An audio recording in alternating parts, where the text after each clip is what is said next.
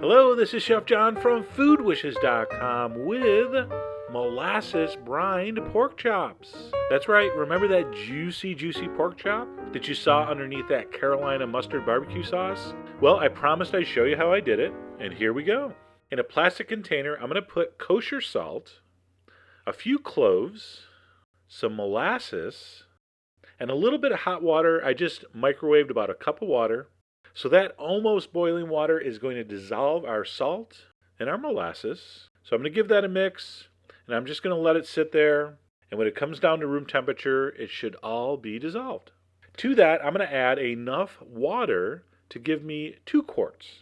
All right, cold water. Okay, so my molasses brine is ready to roll. I have 4 just stunningly gorgeous pork chops. Those are center cut loin chops. You see the little T-bone there? On one side you have the loin, on the other side you have the tenderloin. So make sure you talk to the butcher and get the right cut. You can even show them this video on your cell phone and they will hook you up with the right chop. And they'll also be like, hey, who's this chef? He's got some skills.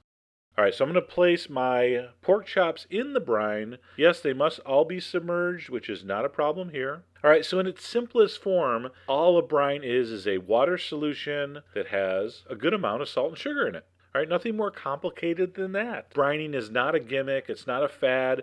It is a brilliant step to get super juicy meat, especially pork that you're going to grill, which could get dried out. So I'm going to add my pork in. I'm going to cover that, and I'm going to refrigerate for, personally for me, this went about 6 hours. Alrighty, so 6 hours later, I was ready to grill. I removed the pork chops from the brine, and a very important step here, you gotta dry off the meat. All right, never put wet meat on a grill if you can help it. So I'm gonna dry those off with paper towels. I'm gonna put a little bit of grapeseed oil or some kind of neutral vegetable oil on the surface, just a few drops. And there you go. I mentioned it earlier. There's our Carolina mustard sauce we're gonna use to glaze these. Man, that was good. Hope you saw that video.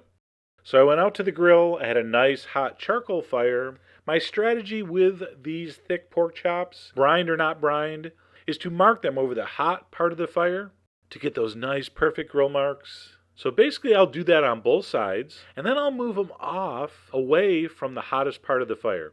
So for me, the hottest part of my fire here was in that back right corner. So basically I just moved my pork chops off away from that area. And towards the end of the cooking, of course, I brushed them with my Carolina-style barbecue sauce. It was a delicious apple mustard concoction. So regardless of your cooking method or how you like to cook your pork chops, whether it's on the grill or in the oven or under the broiler, whatever, this brine is fantastic. Because what it does is it allows the meat to retain more moisture. And who are you going to believe, me or your eyes? You can just see the texture of that pork. It is so absolutely beautiful. I mean, look at this. So if you haven't tried brining and you saw us do it on our pork loin last year and you were scared, don't be. Grab some double thick cut pork chops. Give this a try. Could not be easier. All the measurements and ingredients are on foodwishes.com as usual. And as always, enjoy.